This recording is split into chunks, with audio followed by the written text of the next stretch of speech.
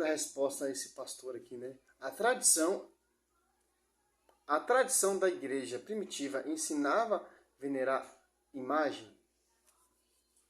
Já dei uma resposta para ele, agora é a segunda resposta, né? No século II, partindo já para o século III, é Clemente de Alexandria. Clemente, ele vai dizer que as imagens, em sua obra Astromata, ele vai dizer que as imagens, elas são inertes e profanas, e que nenhum tipo de imagem pode ser tida como sagrada ou divina. Orígenes, já no século III, ele escreve um tratado contra Celso. E nesse tratado, ele fala que os cristãos, eles se negam a honrar imagens de escultura, que é impossível você honrar imagens, é impossível o crente honrar imagens e ao mesmo tempo orar a Deus. Por isso que ele fala que nós, na época dele, cristãos, recusamos a honrar imagens. Nos 3 primeiros séculos da igreja, não só é ausente o culto a imagens, a veneração de imagens, mas também isso é repudiado pela tradição da igreja que condena essa prática. E no século IV... Mas qual tradição da igreja que está proibindo isso, o pastor? Nós temos aqui no segundo concílio ali de Nicéia, século VIII, né? Foi autorizado as imagens, a escultura e as relíquias. Interessante, né? Aqui a igreja está na sua plenitude. Ainda vários papas, vários bispos não foram martirizados ainda. Né? Século I, século II, mas no século I e II, Santo Inácio foi bispo de Antioquia, ele foi martirizado. Quando ele foi martirizado ali, que interessante que me diz a tradição patrística, né? Ó, relato de seus servos, né? Santo Inácio, bispo de Antioquia, no século I e II, no século I e II, relatado do seu martírio, foi escrito de um de seus seguidores, um de seus discípulos, né, que acompanharam em sua jornada até o martírio em Roma. Nesse relato, vemos como a prática das venerações, das relíquias e dos santos e desde os remotos tempos, né, do cristianismo. Olha aqui ele diz, martírio de Santo Inácio de Antioquia, lá na Patrística, capítulo 6. Apenas nas partes mais duras de suas relíquias, sagradas, foram deixadas, as quais foram transportadas para Antioquia e a volta em linho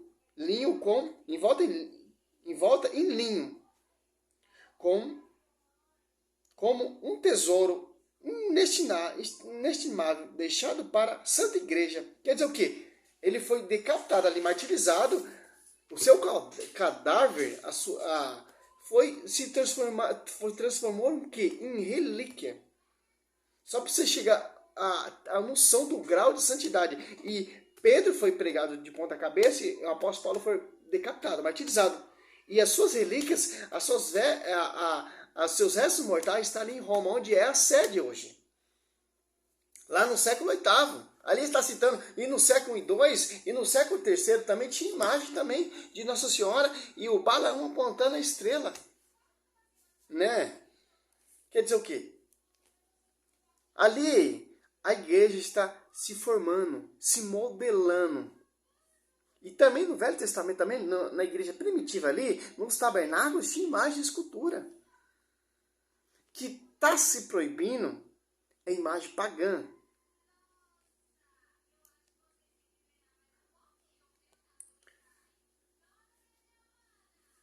De tanto que é condenado que no século IV, lá pelos anos de 304, 305, 306 depois de Cristo, no concílio de Elvira, no 36º cânone do concílio, vai dizer que não pode nenhuma imagem dentro de uma igreja, para que essa imagem não seja como objeto de culto, ou seja... E a imagem nas catatumbas ali de Nossa Senhora com Jesus no colo? É o que aquilo, pastor? No século III. E o século I e II ali, Santo Inácio sendo martirizado.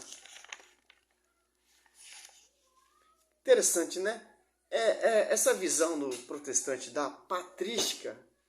Eles leem a patrística, eles veem a verdade ali na patrística, eles não querem dar o braço a torcer e querem distorcer a patrística. Isso foi formulado, foi autorizado lá no século VIII, no segundo concílio de Nicéia. Né? Esse dogma, essa doutrina é autorizada por a produção e a introdução na missa. Igreja nas alfabetizações, na catequese, o uso de imagem e figura, porque o povo era analfabeto. Por isso que a igreja colocou essas imagens via sacra de acordo com a escritura. Imagem, figuras de simbolismo, base bíblica, versículo bíblico. Como ele diz aí, você vê a verdade, ele conta ao contrário. Você vê, eles faziam imagem do profeta Jonas, faziam imagem de Nossa Senhora com Jesus no colo, etc. Por quê? Para o povo se converter. Aquela imagem que leva o povo, que aponta o povo para Deus. Que o povo não sabia ler, a maioria da população não sabia ler. E era pregado em latim. Nem todo mundo tinha acesso à escritura. Era compilado à mão. Que interessante, né? E também foi confirmado pelo Papa João Paulo II, em 1987. Reafirma com legítima essa doutrina, esse dogma, de acordo com o segundo concílio ali de Nicéia, né? Pelo Papa Gregório Magno, né? No século VI, pastor. Aonde você está lendo essa patrística? Aonde você está buscando esses fundamentos? Eu quero que você me mostre a fonte. Quero que você me mostre a fonte, desde o começo até o fim.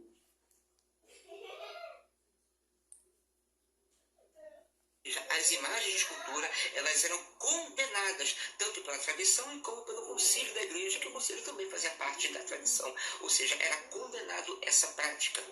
Epifânio, bispo de Salamina, no século IV, ele foi totalmente contra, ele foi um ativista contra a veneração de imagens. Ele escreve uma epístola, e olha o testemunho dele, que aconteceu com ele, nessa epístola que ele descreve.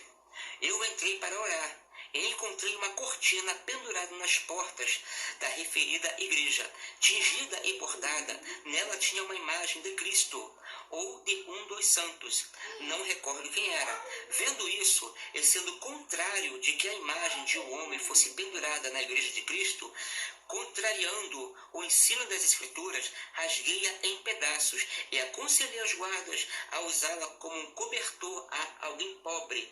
Cortinas opostas à nossa religião não serão penduradas a nenhuma igreja de Cristo. Em sua principal obra, na obra... Olha só que interessante, eu vou focar aqui agora. Os caras distorcem, cara. Em Êxodo. Olha só que prefiguração, cara. 26, 1, ó. Farás o tabernáculo com 10 cortinas de linho fino, retorcido, de púrpura violeta, de púrpura quelante, e de púrpura carmesim, sobre as quais alguns querubins serão praticamente bordados. Ali, na cortina do tabernáculo, tinha querubins praticamente desenhados, de acordo com o relato que esse cara falou ali, da patrística, né? Que interessante. O Velho Testamento aponta um novo. A igreja primitiva, a igreja que veio lá do fundamento dos apóstolos, pastoreia Pedro, que eles não querem reconhecer isso, seguia essa analogia, porque o Velho Testamento aponta um novo. As imagens não é mais de querubins, é a imagem de santos, de servo. Como vai dizer Hebreus aqui, ó. 7, 3, lembrai dos vossos guias, que vos pregaram a palavra de Deus, e como souberam encerrar a carreira imitando-lhe a fé. É isso que a igreja entendeu, cara. Aqui, esses relatos desses apologetas, desses pais da igreja, a igreja está sendo formada. Não está estabilizado um dogma ainda oficialmente, tal, vocês vão venerar a imagem via sacra, vai poder usar na igreja, tal. Não, só foi no século segundo concílio que começou isso. O Papa Gregório, no século VI, e no século VIII, segundo o Concílio de Nicéia, dogmatizou essa doutrina, autorizou a produção e a introdução nas missas, nas igrejas, nas alfabetização e na catequese, o uso de imagem e figuras. Olha só que interessante, aqui que já começou isso. Autorizado porque a igreja reconheceu que a imagem via sacra, imagem de servos, relíquias de mártires, que deram a vida para edificar esse edifício, edificar essa igreja que está sob o pastoreio de Pedro. Figuras de Nossa Senhora, figuras dos mártires que encerraram a carreira, Hebreus 13:7 ou Hebreus 6:12. E o Papa João Paulo II, em 1987, confirmou isso, esse relato, essa doutrina, esse dogma. Olha só que interessante como os dois papas estão em concordância. Que interessante. Ali está sendo edificada, está sendo no público. Depois que foi dada liberdade pelo Constantino de culto e oficializou a igreja romana como a igreja estatal, oficial, pelo imperador Teodósio, tiraram os templos pagãos, colocaram as relíquias dos mártires. Que são os mártires ali que o imperador Nero perseguiu, o imperador Tito martirizou. Agora, esses pensamentos desses caras protestantes, nós temos que honrar sim os mártires. Nós temos que honrar sim os santos que deram a vida pela essa igreja, que deram a vida pela a Bíblia. Por que você tem essa Bíblia? Por causa desses mártires que deram a vida, que deram seu sangue. Para você fazer, que deram a vida escrevendo também a patrística. Eusébio de Cesareia, ou Pedro ali, Lino sucedeu seu lugar. Lino foi martirizado também em Roma pelo imperador Tito, que operou milagres e prodígios em nome do Pai, do Filho e do Espírito Santo. Já usava o sinal da cruz também lá no século primitivo. Que interessante. E as igrejas primitivas ali tinham imagem, via sacra, imagem de servos, as relíquias dos mártires. Como, por exemplo, Pedro e Paulo ali, a primeira basílica, a primeira série ali, tem relíquia. Pedro e Paulo. Pedro decapitado, martirizado de ponta cabeça, e Pedro decapitado. Está ali na sede, ali em Roma, a relíquia. Em Atos Apóstolos 19, ali, o lenço do Paulo fazia maravilhas, que é relíquia também. Que interessante, cara. O catecismo também, que é no século III, olha a imagem que tinha lá na Catatumba de Nossa Senhora. Fragmento de um afresco. Encontrada das Catatumbas de Priscila. Roma, início do século III. A mais antiga imagem da Santíssima Virgem. Quer dizer o quê? Os cristãos corriam, fugia para não ser martirizado, ficava em Catatumba, ficava não posso falar, escondido, e eles desenhavam a figura, Nossa Senhora, etc. Isso aqui é costume do povo católico, do povo primeiro cristão ali, meu irmão. O cara vai usar vários argumentos, mas o cara não prova nada. Nada. Aqui, ó.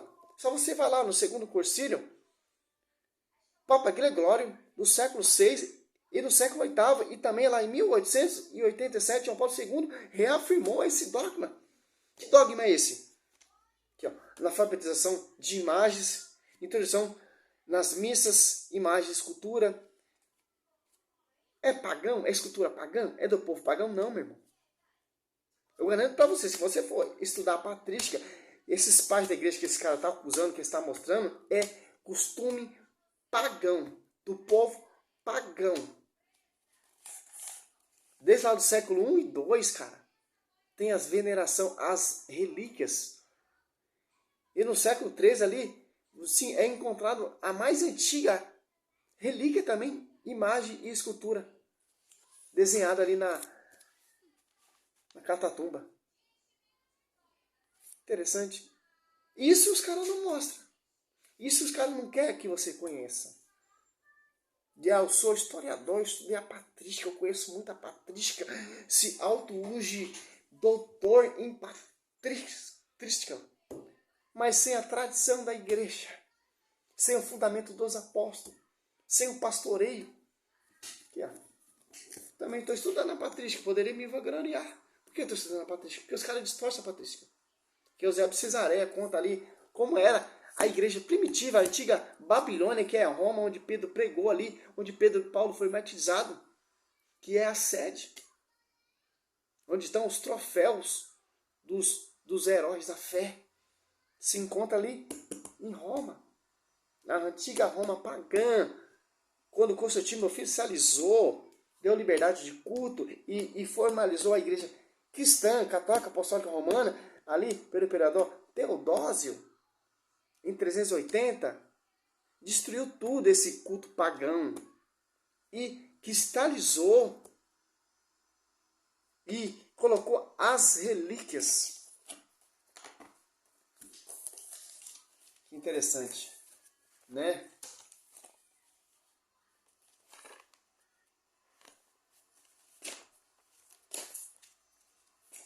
Olha só que interessante, ó.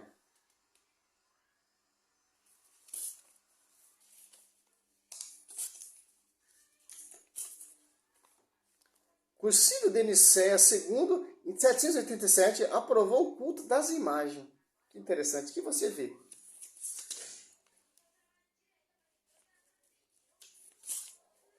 Então não tem onde correr, cara. A igreja, ela é infalível. Os caras vão tentar distorcer, mas não tem como. E também,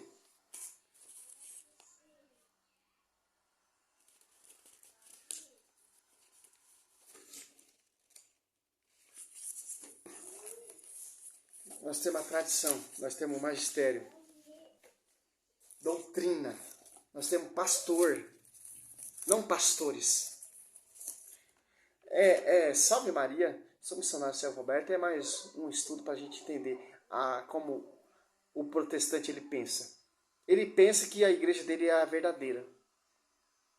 Ele estuda a patrística, ele estuda os documentos original, conhece a verdade e não se converte. João 8,2, conhecer a verdade vos libertará. Porque muitos protestantes estão se convertendo para a igreja católica, porque estão estudando a patrística com pessoas sérias, que querem conhecer realmente o fundamento dessa igreja, que é um culto verdadeiro a Cristo. Salve Maria, sou missionário Céu Roberto.